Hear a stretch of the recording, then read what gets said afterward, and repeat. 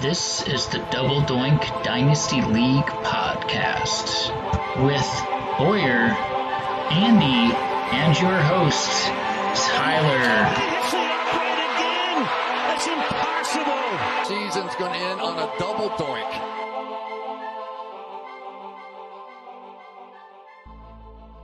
Welcome back to the Double Doink Dynasty podcast. Hey, first try. Nolan, we're back for you, man. No more whining. We are presented by all three performance-enhancing dads tonight. Boyer's not dying as bad tonight as usual, so he's here. And then we're going to welcome in the champ, Mr. Burns. How you doing, man? Doing great. Thanks for having me. Hey, congrats, bud. Congrats on the win. I'm not sure that you thought you could do it, let alone anybody else thought you could do it. But you did it. I'm gonna start by running back to the draft for you, if you don't mind. See how much you know, see how much you remember. But your draft strategy seemed to roll a little bit.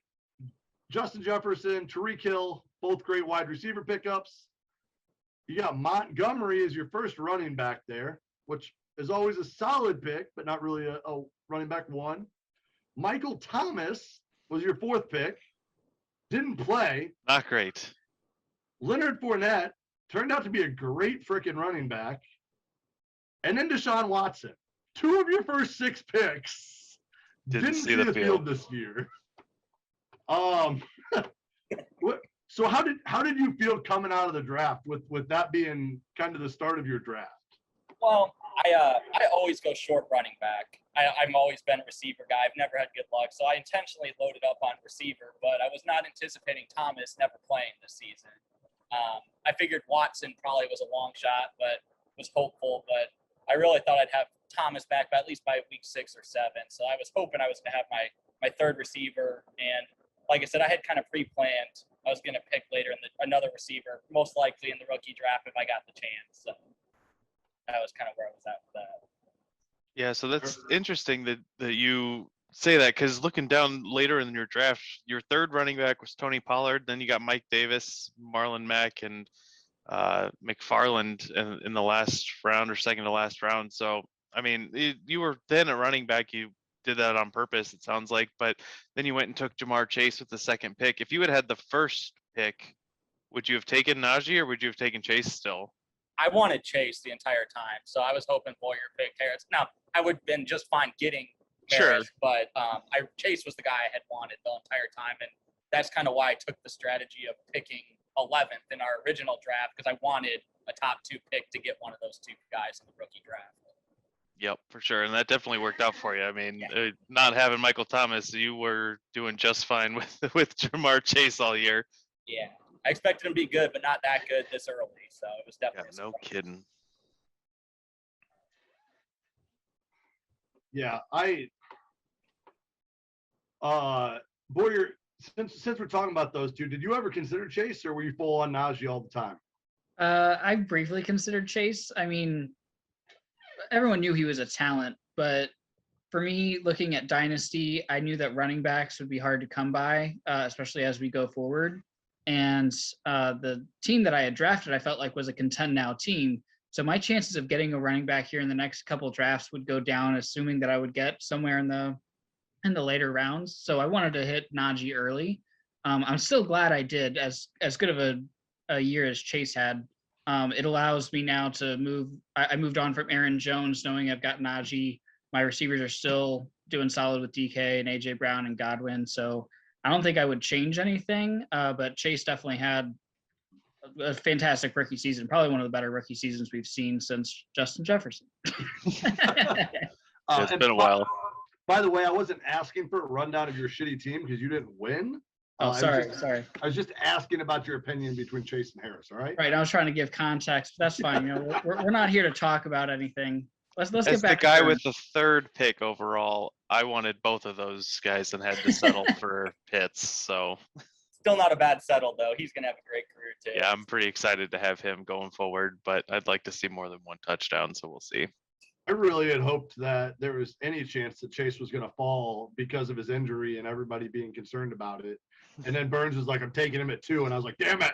I'd have taken him at 3 for sure. I needed receiver help anyways. But Burns, talking about your running backs being pretty iffy, and especially with Montgomery being injured, you kind of fell backwards into Chuba Hubbard being a stud productive guy. Did you end up playing him much? I didn't look at your lineup, but did you get him in there and off the taxi?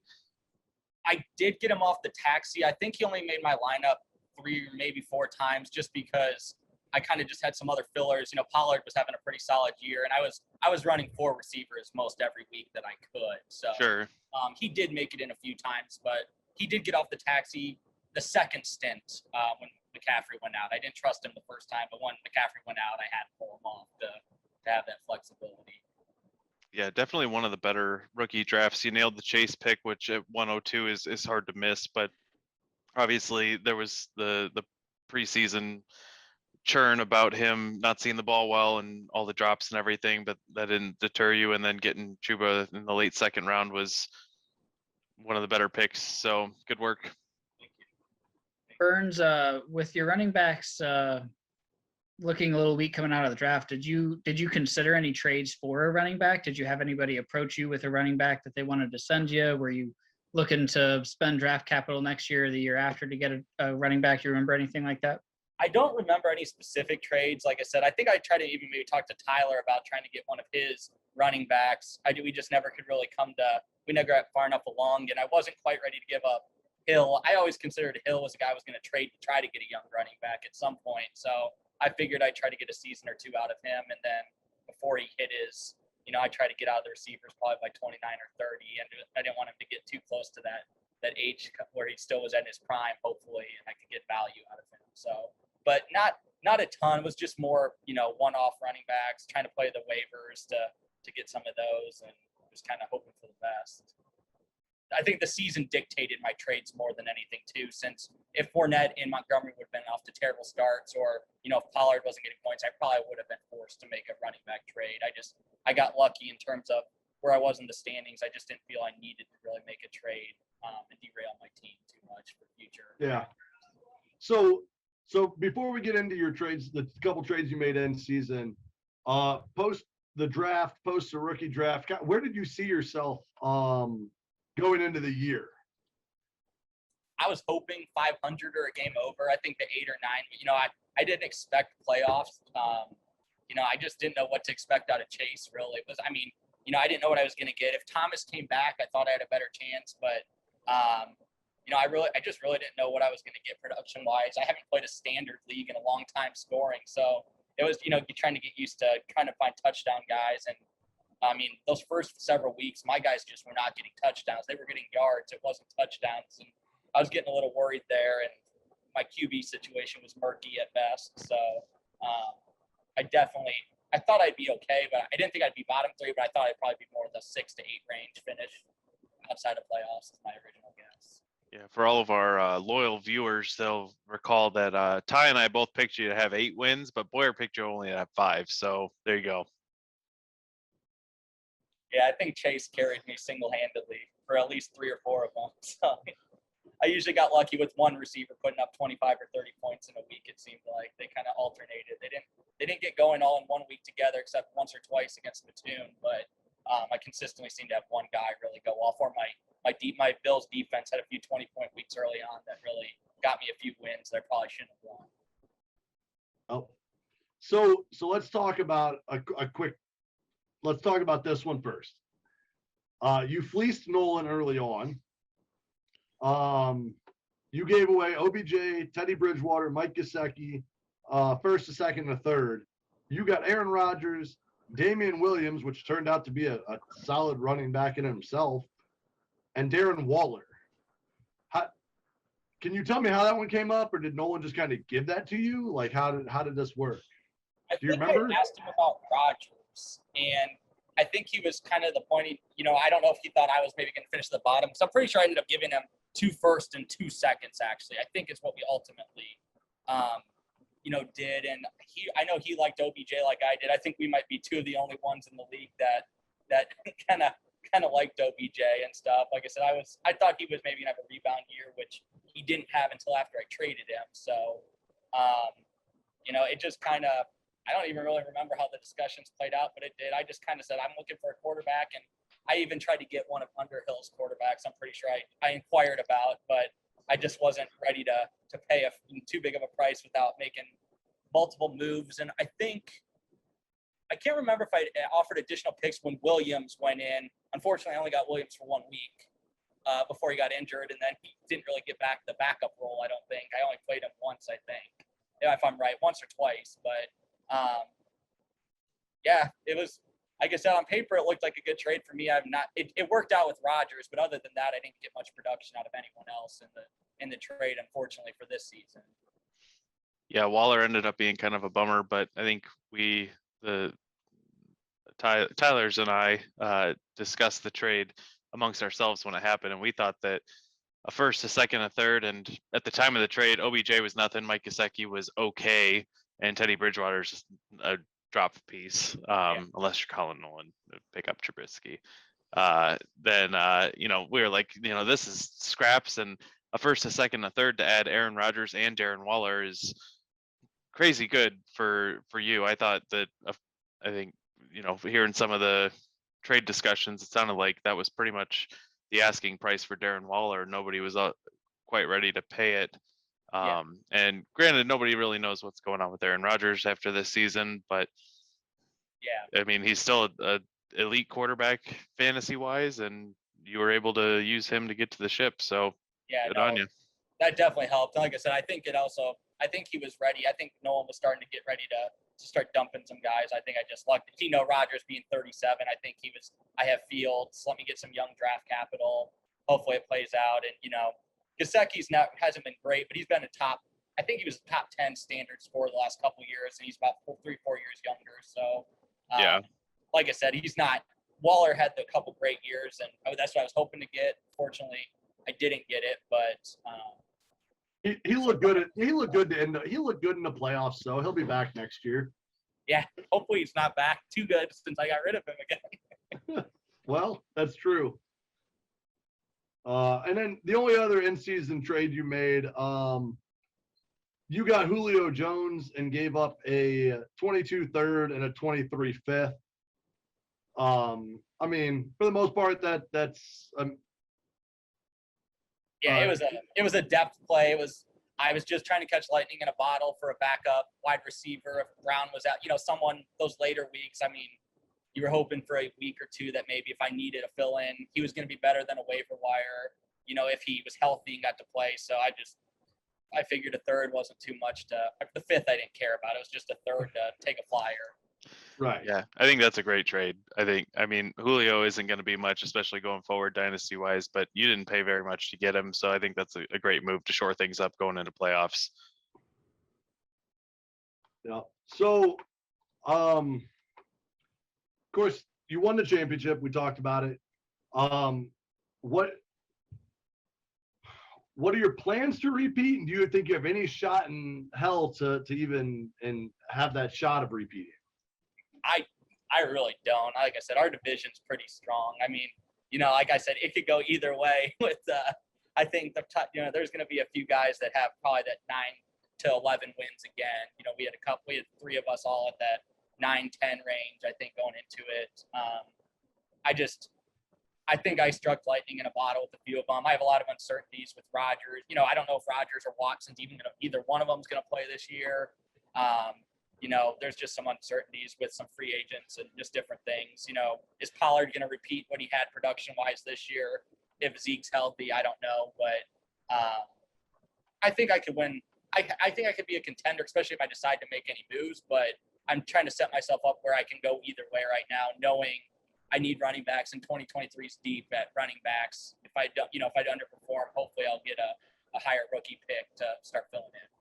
So do we want to jump and talk about Burns's offseason trade here a little ahead of schedule, just since it kind of rolls into this conversation? Yeah, go for it. So looking at everything here, you sent Tyreek Hill, Darren Waller, looks like a 4th round and then a second and a fourth round, but not till 2024 for those picks. So 412 this year is practically a fifth round pick. I'm not worried about that. Picks in 2024, I don't think anybody's stressing about that yet. So you sent Tyreek Hill and Darren Waller out. Neither of those guys are spring chickens. Tyreek Hill seems to have soft tissue injuries here and there, not infrequently. He managed to be pretty good this year, but Darren Waller was the opposite of that this year. And in return, you got Darnell Mooney, going into his third year, hopefully with a better offensive coordinator, but don't get your hopes up. Sorry. And you got Mike Gesicki back. You flipped Gesicki for Waller and then back again. But then you got the 101, the 108, and 304, 401, second round next year and a fourth round next year. So you moved up the second and fourth by a year, which I think looking ahead, the 2023 draft class is supposed to be pretty strong. So probably a good call there. And then you added a boatload of picks for this year, 2 in the first round, an early third and an early fourth, which you made back more than what you spent trying to get Rodgers and Waller in the first place.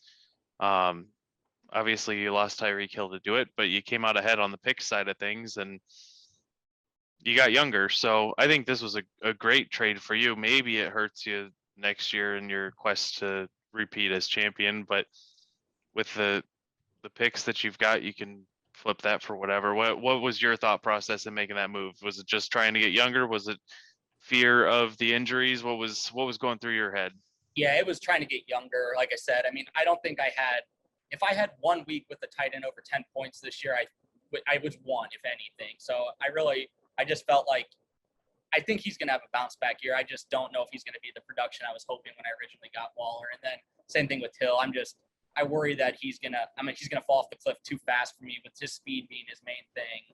I just worried that I wasn't going to get the value down the road. And this actually wasn't the first trade I had a different trade I was trying to make that I would have preferred than this one. I actually had two guys bidding at the same time, which kind of let me bid up the other one. And then I kind of was working a side trade for another tight end. And that's why I said I needed some more picks this year in order to make it done, because I knew I needed that to try to flip that other deal as well. So it was kind of a multi thing going on at once, trying to work 2 trades at once while we were going through this. But it was ultimately to get younger was my intention in all the different trade talks I was talking with Hill, different people. And selling to Nolan instead of Mattoon might help your quest stay above Mattoon this year. Yeah, we all like that. And some of the stuff that was coming back, I figured if Nolan was trying to buy in for me, his pick wouldn't be quite as valuable if he was going all in for next year. So some of the value I was getting offered just wasn't. I had a guaranteed number 101 pick, and that one, like I said, that came out of like left field. That was actually a night before I pulled the trigger. I thought he was joking when he offered it, kind of, and started throwing picks, and then just kind of snowballed from there. The next morning, I woke up to a different, like kind of a revised offer, and it just kind of, we kind of just snowballed it there for the next few hours, and it ended up landing where it did. Boyer, what'd you think on that one? I think it's going to be hard to choose when to sell some of these players. Like you might have sold Tyreek Hill a little early, sure, but he's also 28. He's about to hit that 29-30 season. So I totally get why you were looking to do that and getting younger, and the value that you got was fantastic. Getting the 1-1 out of that is a steal almost by itself, let alone with all the other picks that you got. This year's supposed to not be like a crazy strong draft class or anything, but 1-1 gives you your shot. It gives you your guy. So I think that it could keep you competitive even going into next year because of the 101 and the 108, and then gives you even more capital to kind of keep that going. So I think that was a great trade, just so you're not holding the bag on Tyreek or on Waller, who's at 30 at this point too. Yeah, that's exactly what I was going for. And I kind of look back at Hill's stats, and he had 4 really good years, or 4 really good weeks this season, or 4 or 5.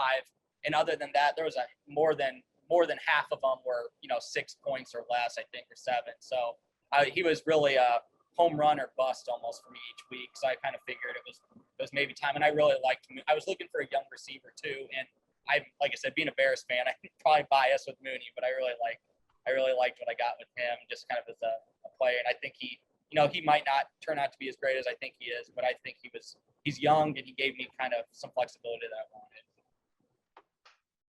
Yeah.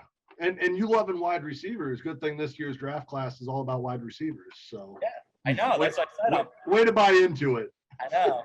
Going full in on it. Yeah, you might have a tough decision on your hands if we don't know much about Aaron Rodgers. You're gonna might have to shore up that quarterback situation. Yeah, I'll probably have to do that via trade. I probably this quarterback class isn't what I'm looking for, unfortunately. So. Well, if you want Tom Brady. Yeah. he also might not come back, supposedly. Get out of my dealings. I mean, definitely trade for Brady.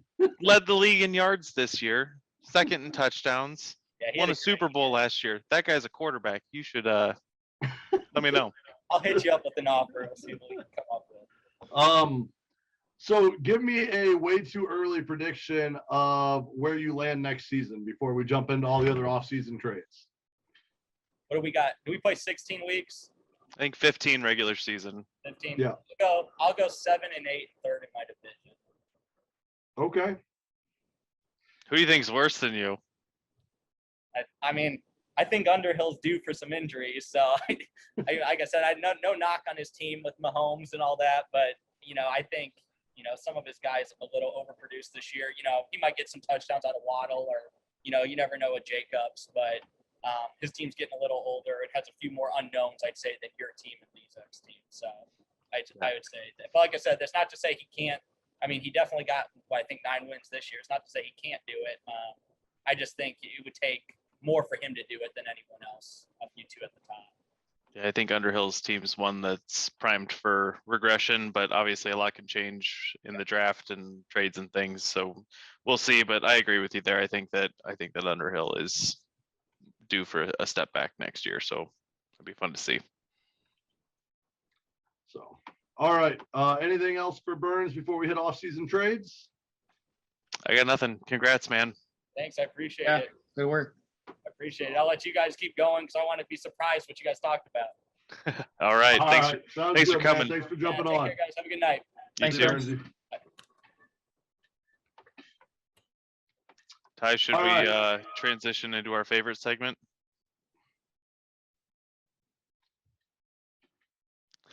What you drinking? Ooh, a hell of a windup. I needed it. So I'll start because I'm shitty and still am in a undisclosed location that's not my garage. So You're making Colin Kelly cry. I know. At least it's a little soda this week and not a giant Polar Pop. Small victories. Andy, what do you got? I got a Line and Kugel toasted Bach.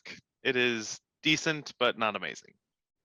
Fair enough. At least you're holding down the alcohol because I'm sure Boyer's drinking a Sprite. Sprite. Not a sponsor. I was between that or a Gatorade. I wasn't sure what Boyer was drinking tonight.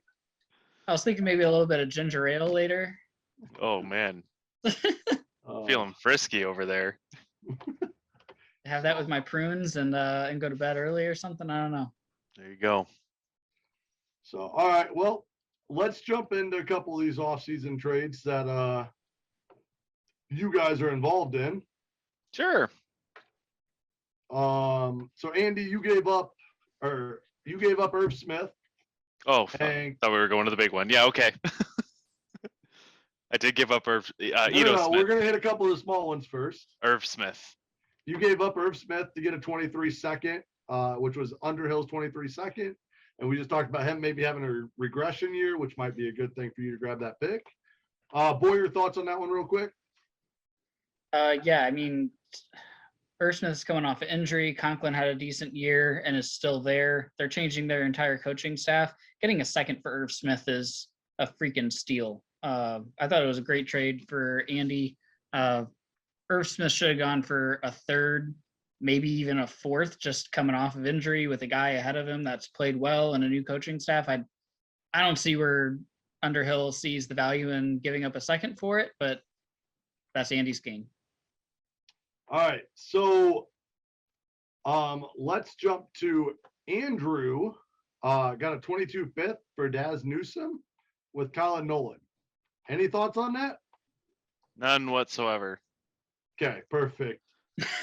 Way to move Daz for a fifth rounder. Where was Daz drafted? Fourth round, maybe. I'm looking. It was the 4th round, pick 4 in the 4th round. So for that reason and no other, Andrew wins. No, Nolan wins. Nolan wins. Whatever. Nobody cares. Whoever got Daz for the fifth, they won. Yeah, whatever. All right. So that was worthless material. Let's jump to a couple of trades that were a little bit better. So Andy got Devonta Adams, Tyler Boyd, and Singletary. Paul got Akers, James Robinson, and Andy's 23 first. Boy, you're gonna run me through that one real quick. Yeah, there's a lot to unpack here. Devontae Adams, we don't even know where he's going, if he's going to be in Green Bay or not. So that doesn't look super great, but he's super talented. So he should be fine next year, but he's also already 29, I want to say. So he's getting a little older. I like Tyler Boyd. There's just a lot of mouths to feed in the Bengals, but he's definitely going to be a quality player. And Singletary's really come on here late in the season. So I like Singletary. I think Andy jumped the gun just a touch on giving up Akers. I mean, who knew he was going to come back and get such a workload in the I believed playoffs? it. In the playoffs. Andy did believe it, though. I mean, I did. He did, except he didn't believe it quite long enough. But he gave up Akers, who not only looks like he's going to come back and be the starter next year, he's the starter this year, which is good for Paul, knowing that he's getting one of these guys back from injury and that he's actually going to be good in play. James Robinson, who is going to be coming off another Achilles injury, I believe. So I don't blame him for getting rid of him if he's just looking for next year. And then the 23 first, which we've talked, the 23 draft class is supposed to be pretty good.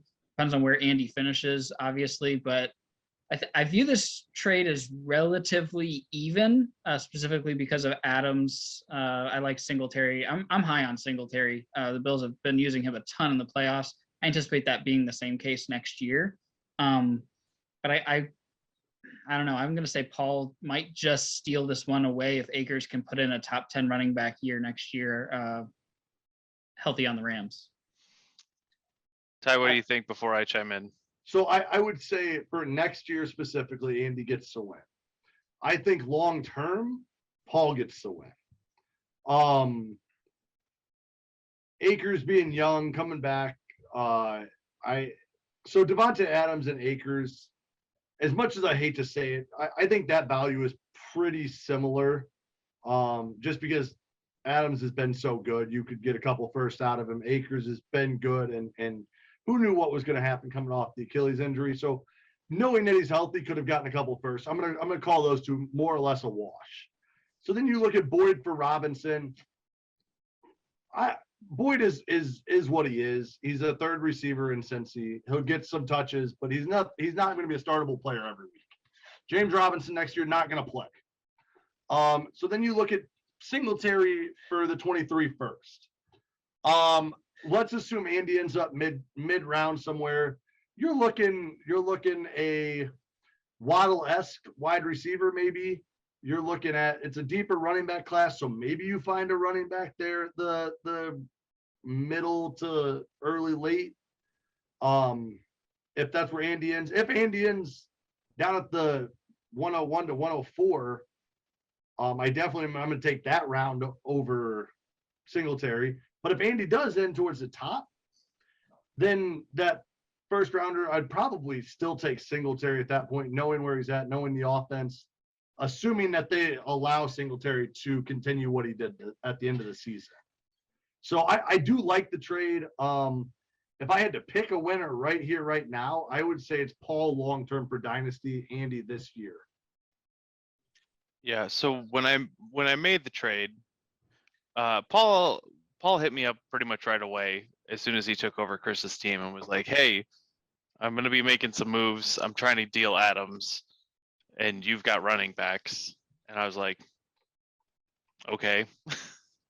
And so he offered me he said Akers, Robinson, and a first for Adams. And I was like, I'd really like to see how some things shake out before I commit to that, because if I knew Rodgers was going to be back in Green Bay and Adams was going to be back in Green Bay, if Rodgers wasn't a head case and all of this was set for the next 2 years, I'd have done that in a heartbeat.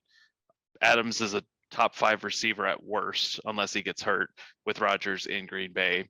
And at the time of these discussions, Akers was coming off an Achilles. I believe in Akers, and I hate to see him go. I'm glad to see that he's healthy and he's doing it. But they have Henderson. They added Sony Michel. Like, if he didn't hit the ground running in the playoffs, if he fumbled twice and almost lost them the game, like, a lot can change. So, and not to mention the fact that when Akers was looking so good last year was before they got Stafford. So even the offense as a whole, the dynamic has shifted. Their passing offense right now, there's still a lot of touchdowns to be had. I love Cam Akers. I'm excited for him, and I'm sad to see him go. But when I made the deal, he hadn't played yet, and I wanted to make sure that I capitalized on that value before it potentially went downhill.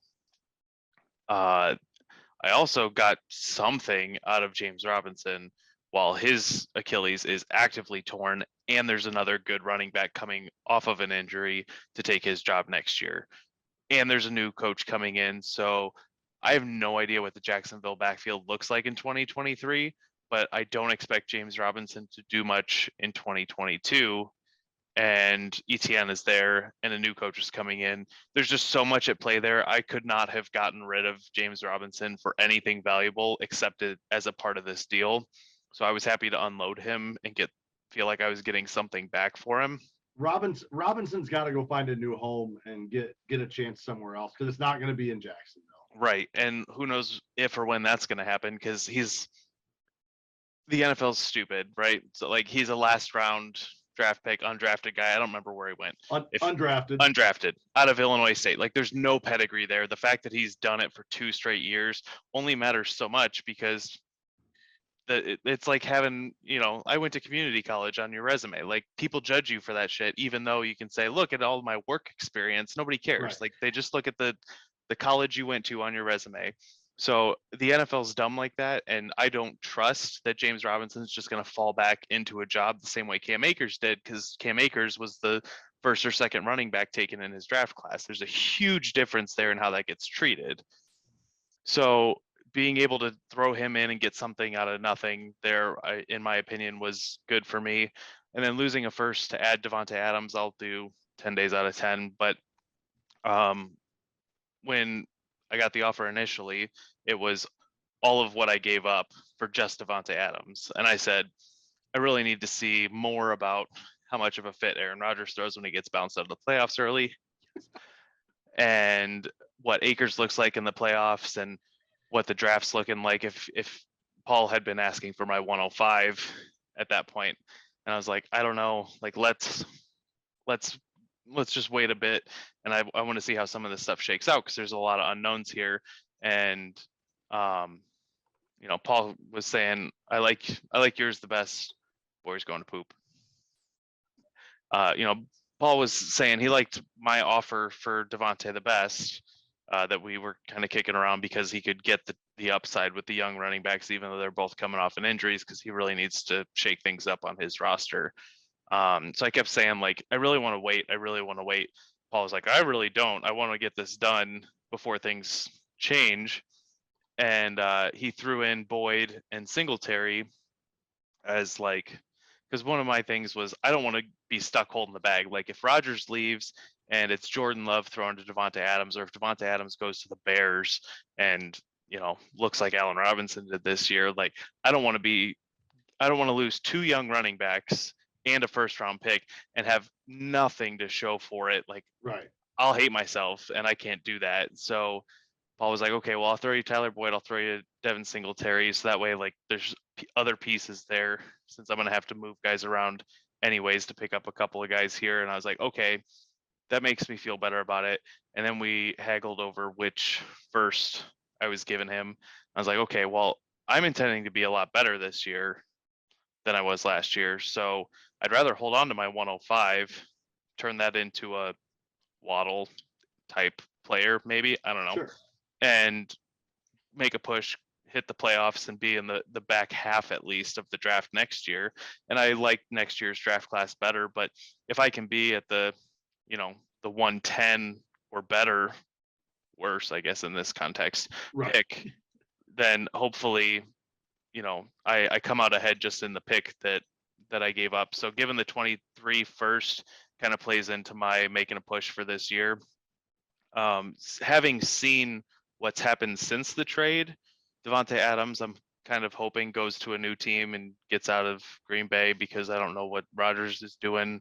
And then seeing Cam Akers, I don't think Cam Akers was very effective in the touches that he got, but he got all the touches. Like even when Sony Michel was healthy, like it was the Cam Akers show. And even when Cam Akers fumbled at the end of the first half, he still got it all in the second half. So it'll be interesting to see what happens against the Niners if there's more Sony Michel mixed in since Akers was struggling. But at the same time, he's coming off an injury. It's not like he's been practicing and getting ready as much as somebody's been playing all year. So it could just be some of that stuff. I think the role is there for Akers for next year.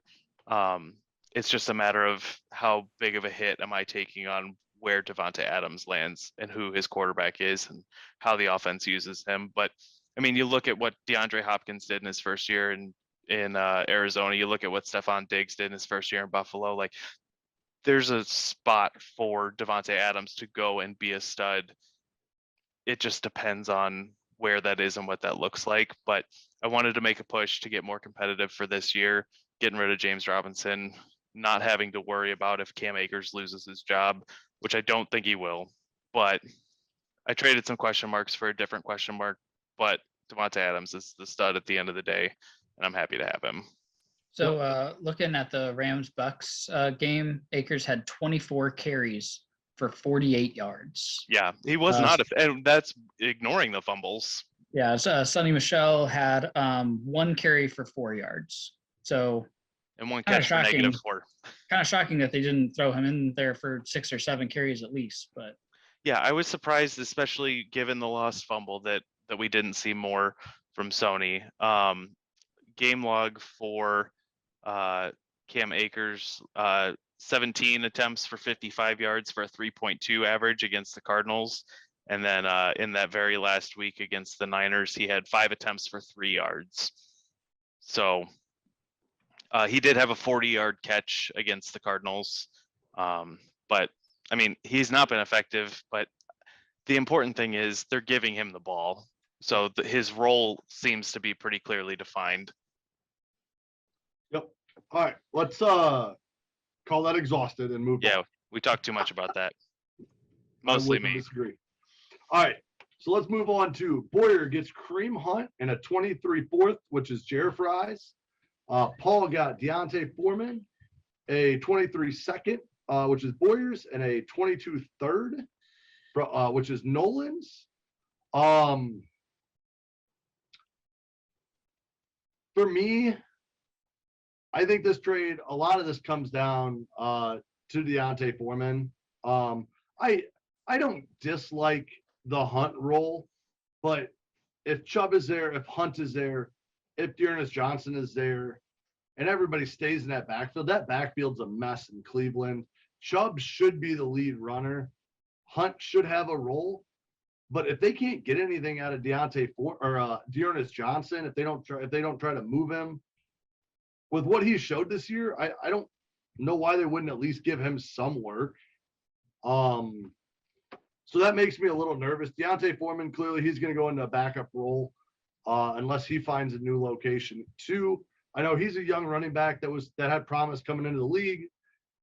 He had injuries himself. I don't remember if his was ACL or Achilles, but he had a major injury to start his career.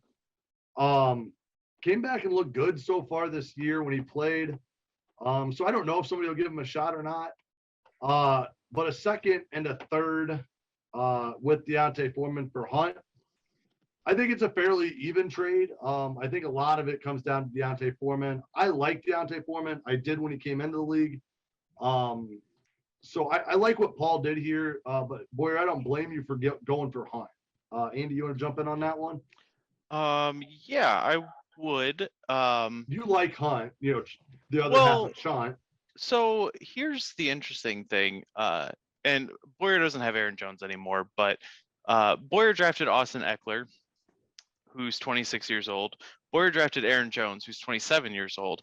Kareem Hunt is younger than both of them. Kareem Hunt is a younger 26 than Austin Eckler. So I'm not saying that Kareem Hunt is Austin Eckler, but there's legs left on him. And he's been effective the last year and a half because he missed so much time this past year. But depending on where he plays and how much opportunity he gets, there's a lot of talent in Kareem Hunt left, I think. So it's a big question mark. But if Boyer gets 2 good years out of Kareem Hunt being the lead back or at least a split carry, if Kareem Hunt finds himself in a similar situation to what Melvin Gordon was this year, I gotta think he does at least as well as Melvin Gordon did, and that was a productive running back these last 2 years. So I think that it's a solid pickup for Boyer. The price that he paid is a bit much given that Kareem Hunt was hurt and has been the second running back behind Chubb and didn't look great when he had come back this year, losing a second and a third and Donta Foreman. Feels like a bit more than I would have expected Hunt to go for, but I'm still more excited about Boyer's end of this deal. I think that Boyer's 23 second is probably going to be later. Boyer lost out to Matt on some bad luck, but Matt's got McCaffrey, who's not expected to do well. I think Travis Kelce is getting older. He's going to be 32 next year. So Boyer reasonably expects to win his division next year, and hopefully have that 23 second be late in the second round, and then a 22 third. Colin Nolan's 22 third is the first in the third round. So, I mean, he gave up not horrible picks, but you nailed it, Ty. It comes down to what Donta Foreman does. But I do think that there's a lot left in Kareem Hunt if he finds himself in the right situation. Yeah, I think there's a lot left in both running backs. I think Donta Foreman showed that he could be a 3-down back, and if somebody gives him that chance, it's going to make a difference. So I don't know. Kareem Hunt's done it, but he's kind of gone to that pass down work, and if he finds himself in a straight split backfield or in this Cleveland 3-way system, it's going to be trouble. So Right. Boyer, run us through your thought real quick, and then we'll move on. Yeah, so I moved Aaron Jones because I wanted to just get out from his age, his situation, but I didn't want to completely give up next year, and I felt like I had to get a more consistent third running back if I was going to remain competitive. Deontay Foreman, I just didn't trust to be that guy. If he backs up Derrick Henry, he's not getting any touches, and who knows what happens if he moves on to a different team, whether that could be like the Jets where he's still in a timeshare with like a Michael Carter, Ty Johnson, or he could go to Tampa Bay, where if Fournette's gone and Deontay Foreman gets the first chance to be a good running back. I didn't know. Right. And Hunt with his third down role by himself, even if Chubb is healthy, Hunt's been a proven fantasy asset. So if he gets more carries or more work because Chubb is hurt or whatever, then great. But I got him for what he is, which is a third down guy, sometimes spell Chubb and get that guaranteed production for a flex or a spot running back play. I felt like second and third felt like a little high as well, but I didn't see any other running back I was going to get at second and third for what I wanted that running back to be able to do. So Hunt just was the situation I felt like that I had to go for. And I feel like it still keeps my team competitive and I don't completely lose out on future assets. So that's what I was looking at. Yeah, I think you could come out of this looking amazing if Kareem Hunt finds himself in the right spot and has a really good year next year. We'll be like, wow, all Boyer gave up was a handcuff and a couple of, mid-round picks.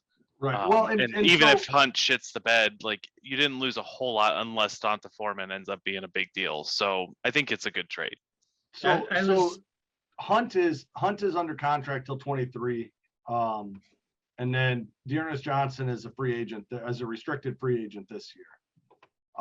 So assuming they don't bring him back, assuming nothing changes and Hunt does go full on second fiddle to Chubb, he could be solid again, right? Sure.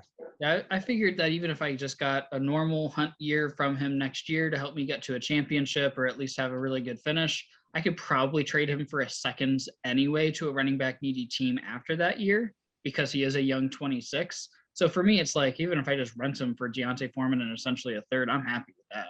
Right. Yeah, that's fair. So, all right, let's jump into this last offseason trade. I think you might be missing a couple, but let's hit this one. All right, well, I don't know what to tell you. Maybe I didn't update it. I'll clean you up.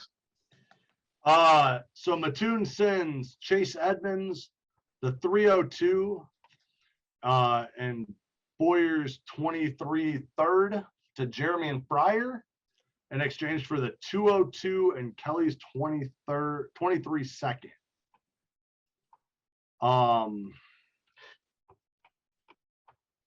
So Edmonds and 2/3 for the 202 and a 23 second. Seems. I don't feel like Edmonds has that much value left in him, but maybe I'm wrong. I mean, I get you're downgrading from 2 seconds to 2/3, and you got Edmonds. I like having second round picks. So I would have rather have kept those 2 seconds than get Edmonds in 2/3. Just because I think I know that in this year's rookie draft, there were a couple third round picks that hit. There's second round picks that hit too.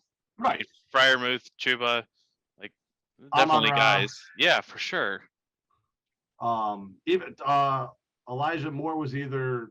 He was 201. Yep. Yep. So I mean, there were a handful of seconds, a couple thirds that hit, but I'm going to take the shot on those seconds hitting, and leave Edmonds with Mattoon if it was me. But go ahead, one of you guys jump in on it. I personally would rather have the seconds as well. Chase Edmonds. I mean, James Conner was great for the Cardinals, so who knows what Edmonds is going to do next year anyway, what that looks like. I would take the 2 seconds, go get your young guys that you want to have and hope that one of those guys hits because Chase Edmonds isn't going to hit, I don't think, at this point. Yeah, Chase Edmonds is only 25. So, I mean, there's, maybe he is okay. And he is a free agent, I believe, this year. If I'm reading this right. So, a lot can happen. I think the seconds are a pretty steep price because it's not like Chase Edmonds is going to go and be the lead guy somewhere. But depending on what team he ends up on, he could be a productive change of pace back. Yeah. So I think, it could work out, but in my eyes, I'd rather have the seconds. Yep. All right, Andy, you got a couple to clean up here for me? Yeah, it might just be the one, but it is a relatively big one. Oh, no, there's 2. So Boyer gives Dalton Schultz and gets Mike Gesicki, 22 third and a 23 fourth. Ty, what'd you think there?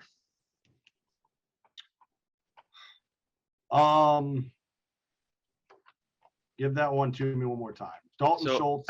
Yeah, Boyer gives up Dalton Schultz and ends up with Mike Gesicki, a 22 third and a 23 fourth. I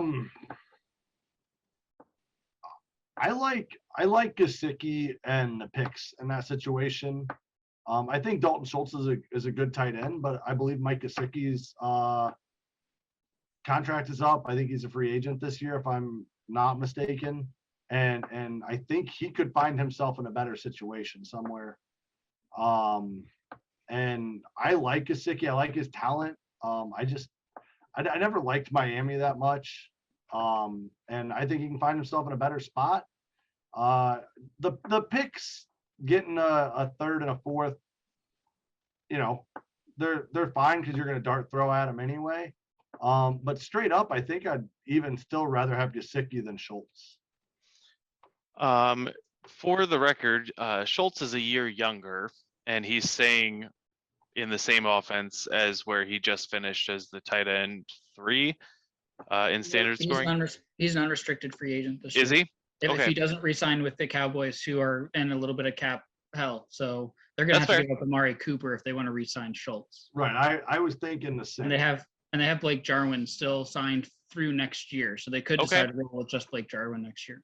Okay, then I was wrong. I thought that Schultz had one more year, but that is important to note because Jarwin's 27 and has not been great the last 2 years through injuries. They gave him a lot of money a couple of years ago, and he was good 3 years ago. So they were like, here, have some money. So yeah, that is important to note. But on their current teams and with what Schultz did, I would prefer Schultz. Schultz being a year younger. I mean, if they both go to free agency, then it's just a crapshoot at that point. So I'd take the picks with Gesicki, I guess, because it's just a straight crapshoot with who ends up where. So a third and a fourth isn't that exciting to me because I don't draft rookies well, but it's more than nothing. Yep. And then the other one that you missed, Ty, Nolan gives a 22 second, a 23 second, and a 24 first for DeAndre Hopkins and a 22 third. So 2 seconds and a first to get DeAndre Hopkins and a third. Now, I do want to go back to when Nolan sold DeAndre Hopkins. He gave DeAndre Hopkins to Mattoon. He got Juju, Michael Carter, a first and a third. So let's call Juju not terribly exciting. A second. I don't know that I'd give a second for Juju. Well, maybe not anymore. I'd call him a third then. I mean, I'm trying to compare. High on him. Sure, I'm not saying it was bad then, but I'm not grading it then. I'm grading it against what he got back now. So he gave Hopkins up, got Juju, Michael Carter, a 23 first and a 23 third. Now he just gave back a 23 first. Nope, 24 first. So moved up a year there. And then a couple of seconds to get Hopkins and a third. So Hopkins' value went way down over the course of this year. He got a year older. He did score like 9 or 10 touchdowns, but was not very effective to watch on the field. Didn't get a ton of yards, was hurt. Everybody knows. But he still costs a first and 2 seconds, whereas last year he sold him for Michael Carter was a first round pick, so effectively 2 firsts and a third. Do you feel like that was enough of a discount given where his value was going into last year and where his value is now? To me, it feels like a lot to spend a first and 2 seconds for DeAndre Hopkins after this year feels like a lot. Yeah, he should have been able to get him for a first straight. Even a first and 1 second. And getting a third back isn't nothing, but it's not. Right. The only a bit of an overpay. The only benefit here is he did give up a 24 first, so you're looking 3 years out. That's fair. But, at that point, you're going to need that 24 first when Hopkins isn't playing anymore. Also true. And then combine this with the fact that in this offseason, Nolan has traded away 3 first round picks, 2 and 22 and 1 and 24, 2 seconds, a third and a fourth. Nope, 3 seconds, a third and 2 fourths. And the players he has added are Tyreek Hill, Darren Waller, and DeAndre Hopkins. He just went from being a young team loaded with picks to a team not having very many picks that has like a 1 year window, maybe 2.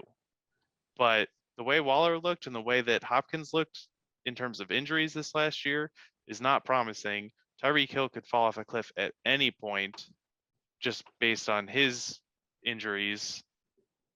and being a speed guy, once he hit the wall, then a lot of things can change for him. So maybe that works. And it's nice to see him being aggressive, but that's a lot of risk to give up a lot of picks to get. And it's not like there's youth there either. He's not adding a guy with 4 or 5 years ahead of him with all these picks that he gave up. He just added 3 guys who are past the peak. Tyreek Hill maybe still at the peak, but I would say that the other 2 are, maybe Waller bounces back too, but Hopkins is for sure past the peak, and he just gave up a first and 2 seconds for him. Yeah. Going into Dynasty, I knew it would be frustrating when eventually whoever your team is going to hit a wall where you're going to end up having a couple bad years. You're going to end up loading up on picks. It's going to be kind of boring. And I'm thinking that maybe Nolan was kind of like, man, I just want to have a good year, So he went out and got what guys he could, because everybody else was holding the good players who had 4 or 5 years left at this point. They're going to hold on to those guys regardless. So I appreciate the thought of him wanting to be competitive and being aggressive and going forward. I think he overpaid for the players that he did. He might have had to. That might have just been what the market said to do. Sure. But for the most part, I think he overpaid, especially for a guy like Hop, who pretty much played all season and just didn't look good. He didn't get looks. He didn't get the volume he normally does. He didn't look like the player he normally was. And he wasn't like playing under injury or anything. He just looked old. So I think that doesn't look great. Waller, like you said, could be fine next year. Tyreek could be fine. It gives him a 1-year window, but it's a little worrisome. It probably would have been better if he kept the picks and just tried to get a young stud team that he could ride through for 3 or 4 years, but just win, baby, right? Yeah, and also I didn't mention, in lumping all of that together, he also gave up Darnell Mooney, who's in his 3rd year and looks like he could be, unless the Bears go get a Devontae Adams or whatever they keep talking about. I don't think that's happening. But even then, that could Yeah. benefit Darnell Mooney. True. You got somebody that can command looks on the other side, where Allen Robinson wasn't doing that. It'd be more of a worry if they hired like Leslie Frazier, a defensive-minded old person coach, where the offense isn't going to take a step up. Oh, you mean all of the people who got a second interview this week? Yeah. So real quick, back to Dynasty opposed to the Bears hiring process. Boyer, that whole where your team sucks and you hit a wall and you got to just ride it. Like, where's Ty at on that scale? Well, the problem is I knew I was drafting young. I knew I was sitting in there, which is why I moved Saquon, which is why I moved Debo, because I figured Debo was going to hit his highest point this year. And then he ended up getting injured right after. Now he's back to being a stud again. And he'll have another couple of years of that. But, like, my window is not for another couple of years probably, right?